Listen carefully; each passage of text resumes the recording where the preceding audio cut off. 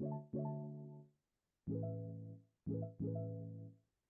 right, so all right, we have a couple assignments. All right, we're gonna have 7 assignments in all. You guys get to pick 5 of those 7.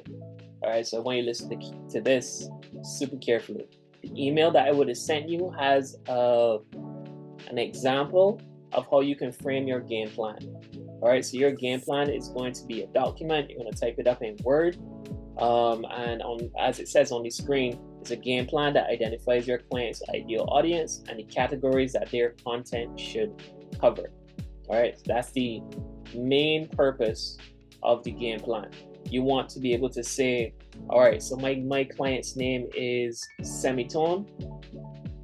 Semitone's ideal audience is this person. And when you're working out who the ideal audience is, I want you to imagine an avatar. I want you to imagine one person, not a group of people, one person.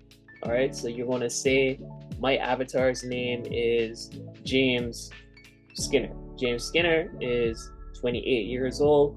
He lives in Canada. He likes doing XYZ. All right, I want you to be as clear as possible about who this person is. Once you have that ideal audience and you also know who your client is, the game plan part comes into play when you start to write the categories that your content is going to cover, because you're going to be helping them be known for something specific. Semitone for me is a DJ. All right, so in order to reach James, well, actually, my avatar's names are Kimberly and Jabari. In order for Semitone to reach Jabari and Kimberly, I have to release, let's say, like a DJ mix, right? I'm gonna do a DJ mix on YouTube or on Instagram. Like, think about what DJ Puffy does when he does his different mixes. He does it on video, but then he also has the audio that he can put out. So because I know that my audience likes music, I'm going to do a mix. 1, it shows off what I do, but then 2, because they like it, they're more likely to actually go and consume it. All right, if your client happened to be an author and your client was going to be releasing a book, your audience, let's name that audience specifically, they're going to be somehow interested in storytelling. They may not like reading, but they may really like storytelling. So for movies, they don't just watch the movie just because it's an action movie, just because it got a lot of effects. They're really interested in what happens in the story. All right, so you could be a little imaginative with your audience. It could be someone who is studying law, right? But they really like stories. They like books. They like traveling and hearing the folklore of different countries. If they're like that sort of thing, and you're an author who writes fantasy, then that person is most likely going to like you as well. All right. Now, the content you're going to put out as an author is, you could be releasing like chapters. You could go on IG Live and read a few pages from your book. You can, let's say you're not releasing the book itself, but maybe there's some sketches that you can release that it's like a visual representation of the words that you're going to have in your book. That's something else that you can release. All right, maybe it's something that talks about the characters in the book. All of that is stuff that you can put down as categories of the content that you're going to put out. Anyone have any questions, or is that pretty clear?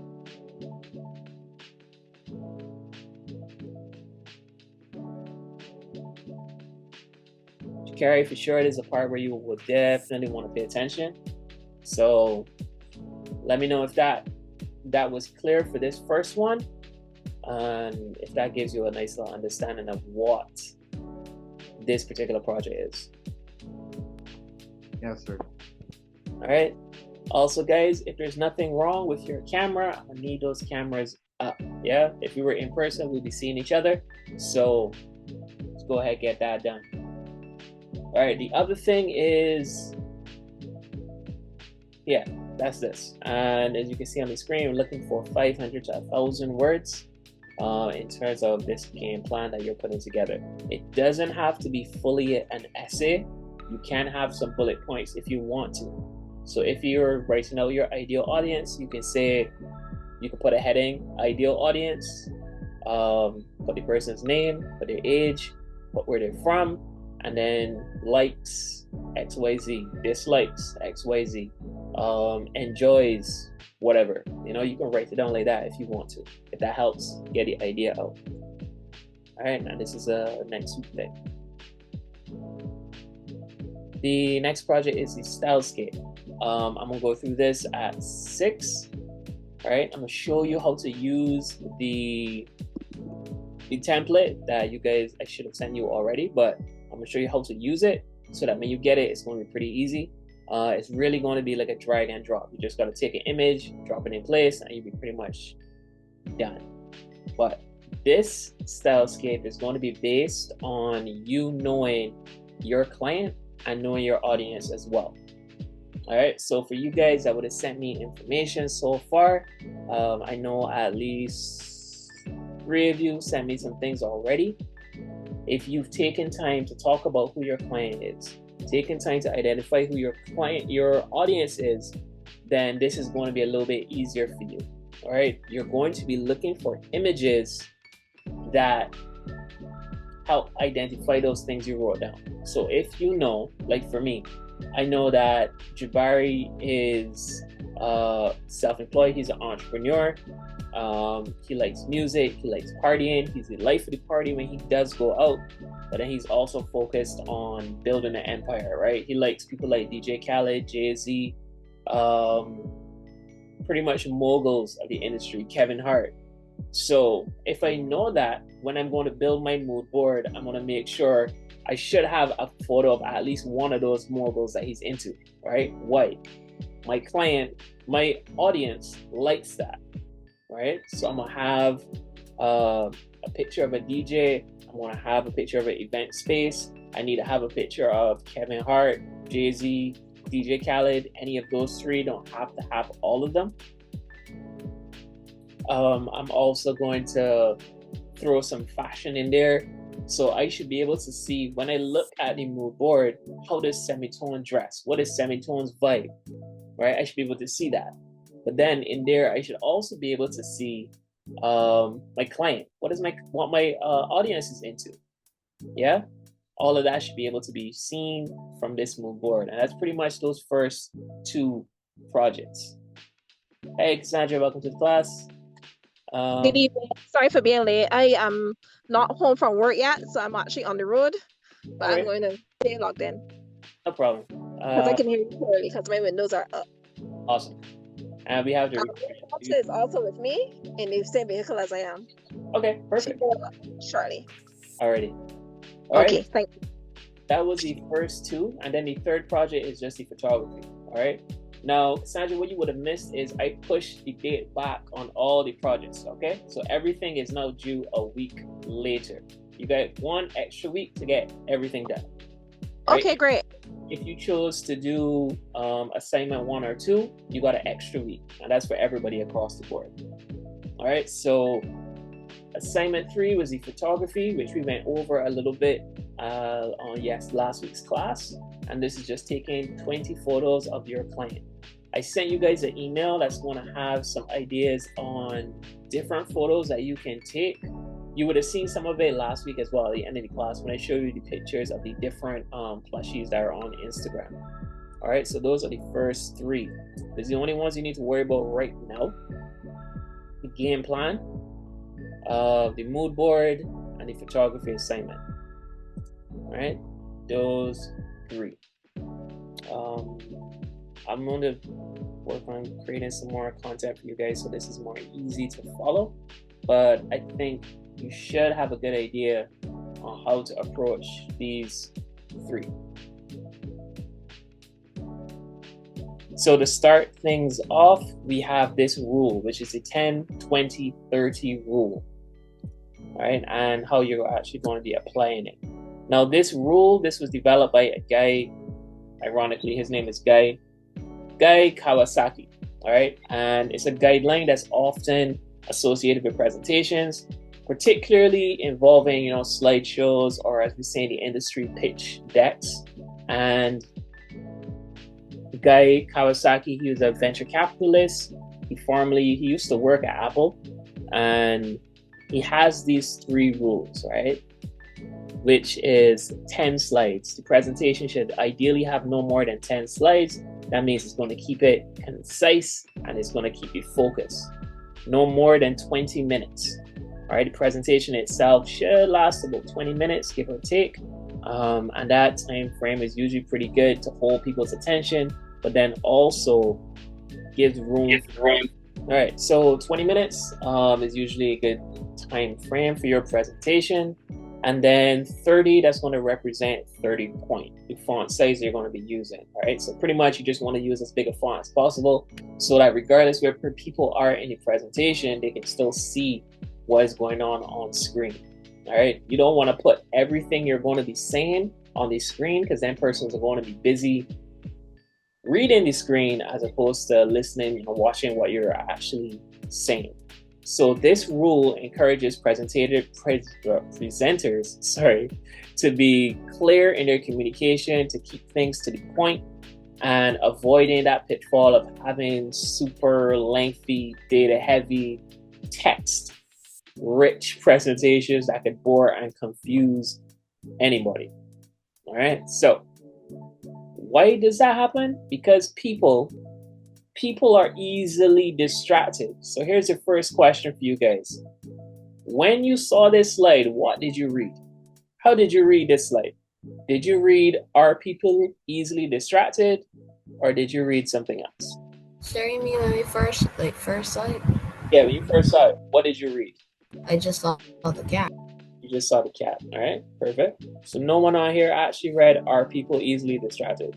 All right, so given that people have really short attention spans and keeping your attention is going to take a lot, especially now that we're in this age, we got tons and tons of information. I mean, like, we're in an information age, right? Are we really focused, or do we tend to get lost in the noise? So we got technology that transformed our lives in the past decade and given us so many distractions, so many options.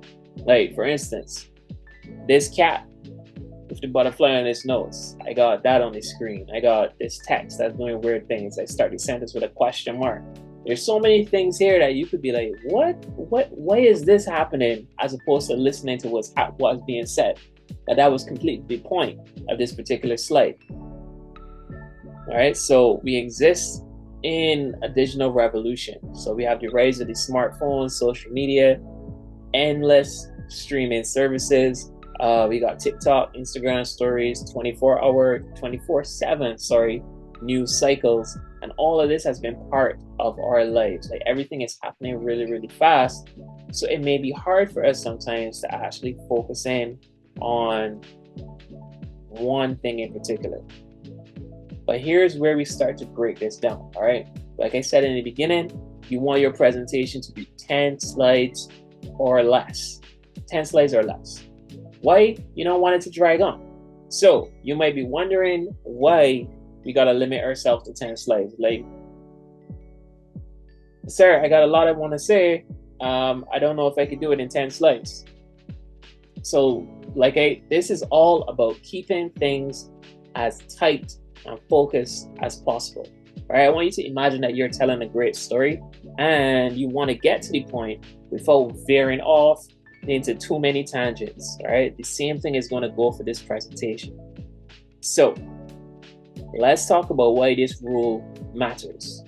And this is our first slide right here, 10 slides or less. Think about your once again, your audience attention span. So research says that about after 20 minutes, people start to lose focus. Yeah, and that makes sense. That makes sense. I commend you guys for being in a 3-hour class. But having fewer slides, this is going to focus us on being crystal clear about our message. All right, remember, you're in a course called Digital Communication and Design. There's always a message that needs to be communicated, and you have to find a way to say it, but you need to be clear on the message. That message is always going to lead you towards a particular goal. So when you're thinking about your client has that A type, B type, C type goal. As being crystal clear makes you know what your next move is going to be. And once you know the move, you're going to know the best way to talk about it. Once you're clear on your message, you'll be able to share your ideas in its most essential form, right? Removing all the fluff and making it easier for your audience to grasp it and remember. So visuals like images, charts, those are also great for engaging your audience. And with fewer slides, you can spend more time on each one, right? So you could have this slide up forever, but what you're saying, they don't need to try to remember. They could just listen to what's being said as opposed to just trying to write down what's on every single slide. Because if you guys are taking notes, if you just wrote 10 slides or less, don't drag it on. You already got the grasp of what I'm talking about right now. All right, so lastly, I want you to think about your own confidence as a presenter. If you only have 10 slides, you won't feel rushed, right? You still have time to really connect with the audience. Plus, they're going to appreciate your ability to get to the point. All right, so we've covered why you should limit to having just 10 slides. So let's move on to the next part. All right, the next part is going to be why aim for 20 minutes or less. So imagine you're watching a movie. All right, you're watching a movie. 2 hours in, you start to feel a little bit uneasy. You start feeling a little antsy. The same thing is going to happen with your presentations. Like I said before, after 20 minutes, your attention is going to start to wander. So how does this 20-minute rule help? First of all, it's all about keeping your audience engaged. All right, so 20 minutes is like a sweet spot. It's just like right there where people are still excited enough to hear what you have to say. And you can go on much longer, but they start daydreaming, thinking about dinner, thinking about lunch, thinking about a show that I didn't need to watch. No, critical thing is going to be this. Think about memory. If you're presenting information, you want people to at least take it and actually be able to use it. So our brains are pretty good at remembering things in chunks. So by sticking to 20 minutes, you increase the chance that your audience will remember your key points. All right, I'm sure you guys already know the point number 1. Yeah, 10 slides, no more than 10 slides. Point number 2, 20 minutes or less. So one more thing to consider, 20 minutes also leaves room for interaction. You can pause if you need to, you can ask questions, you can conduct polls, you can have a quick discussion, all without feeling rushed, right? And you're going to keep things dynamic. So we've tackled this 20-minute part, right? Now let's talk about the last part of the rule. In a nutshell, aiming for 20 minutes ensures that you are respectful of your audience attention, you want to maximize engagement, and you're going to aid with memory retention. And then finally, you're going to allow room for interaction. So at the end of the day, it's a win-win. Yeah. So 20 minutes or less, no more than 10 slides. All right. So within this thing, within this area that we're talking about, where we're 20 minutes or less, you can still break down some of the information. Right. So when this is all happening, you want this slide thing to still be pretty amazing. Okay, so here are some things that could be included in your presentations. You don't need to have all of them. You can pick and choose from this, but depending on the goal of your presentation, you can then pick and choose what you actually need to have. All right, so the first thing is the title slide. That's just what the name of the presentation is. It's like the cover of the book. We have the problem statement or the introduction. This is where you set the stage. You explain what the issue is that you're tackling. You want to grab your audience's attention here. All right. So if you're talking about your client, your introduction could be like the next best whatever, right? You figure out a way to say what needs to be said. So moving on, the solution or the main points, that's what you have next. So lay out your ideas clearly. What is your plan to address the problem? So I want you to think of this as a roadmap, right? Your plan to address everything. Think that as a roadmap. Now let's back up those ideas with some muscle. All right. Use this slide to bring in evidence, data, facts that support what your main point is. All right. This is like the why behind the what. And of course, you want to have visuals in here. But if you guys already have this, I'm gonna move forward so we got less words on the screen because this is a lot. So you got your slides. It's a roadmap. You got to know where you're starting, and you want to know where you're ending, right? But the whole thing there is going to be a journey. All right. So while you're doing this, while you're sharing your presentation, you want to have an emotional connection in there. This is within that 20 minutes, and that emotional connection could come from you sharing a personal story, a personal anecdote. Yeah. All right. Where you're no longer this person that just presented information. You're now someone who is human, right? That humanizing make you more susceptible to the person that actually wanted to listen to what you have to say. All right.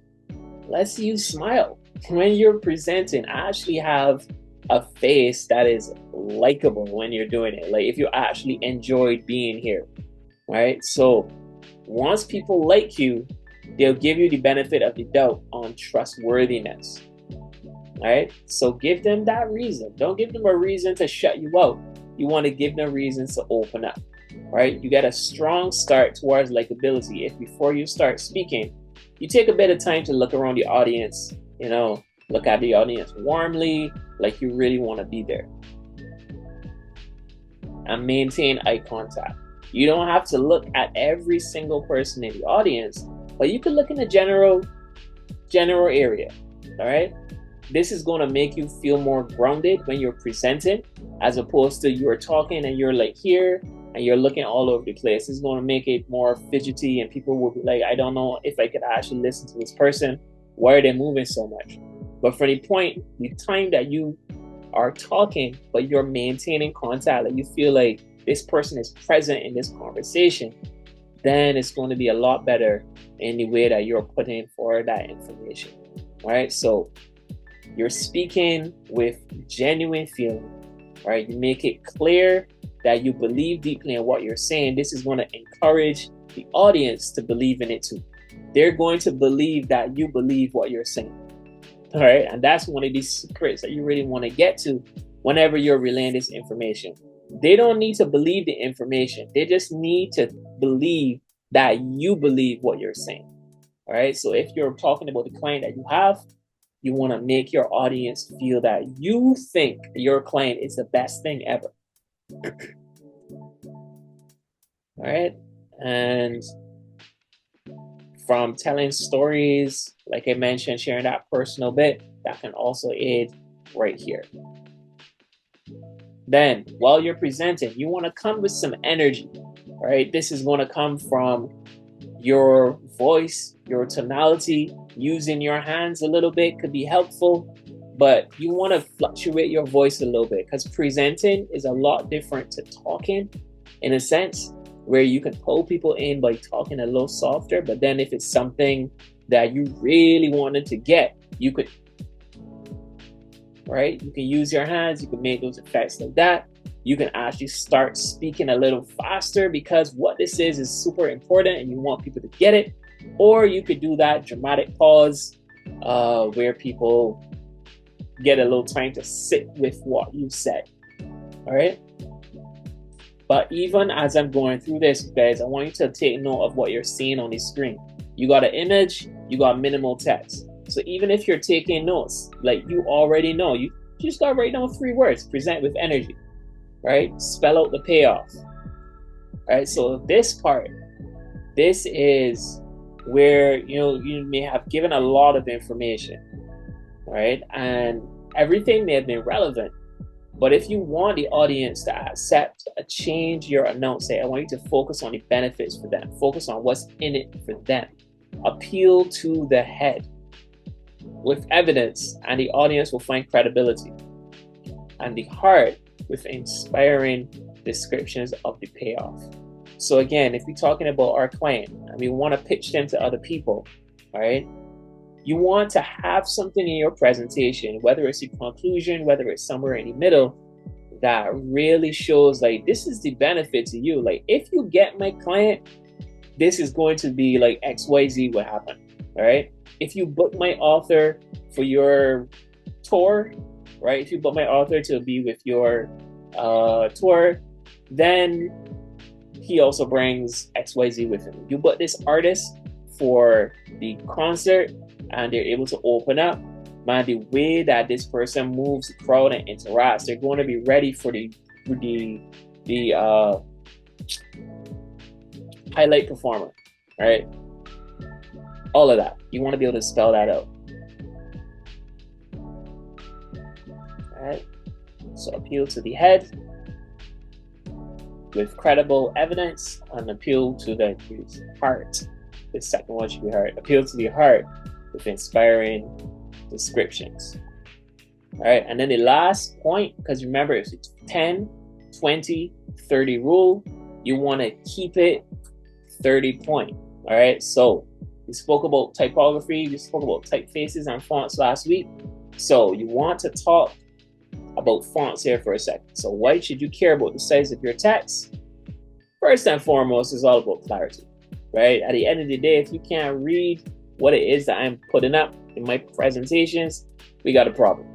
If it's too small, then your audience may have to squint, they gotta strain their eyes, they're feeling uncomfortable, they're gonna lose interest, and that's not what we want. So using a big font, right, that's gonna ensure that everyone can see it, yeah? And it's kind of like one of those one size fit all type sizes. But the cool point is that when you use larger fonts, you're also going to nudge yourself to focus on key points. This is you as a presenter. Because you got a big font, you got less words on the screen. So that means you got to be like, okay, I know I want to say a lot, but what is one little nugget? What is that tweet that I could put on the screen that even if the audience doesn't hear or doesn't remember anything that I said to support the slide, once they see the slide, they already get something that they can take away. That is what you want. All right, so again, with the text, you also have visuals that can help you. The last few slides that I showed you, we had a big visual. We had some supporting text with it. All right, so in a nutshell, using that 30-point font, that's going to ensure clarity, universal legibility, focus on the key points, and visual impact. It's all about making sure that your audience can easily read and engage with your content. All right, and that, ladies and gentlemen, is ironically presentation on the 10, 20, 30-minute rule. And guess what? I started around 5:30. Yeah, started around 5:30 and we wrapped up, not 5:30. Yeah, 5:30. And we wrapped up at 10 to 6. That was 20 minutes. Yeah. Now, do you feel like, even though I said a lot based on what the slides were, do you feel like you have some information that you could pull out there? Even if you don't remember all the stuff I said in between, you feel like you got some information that you can pull.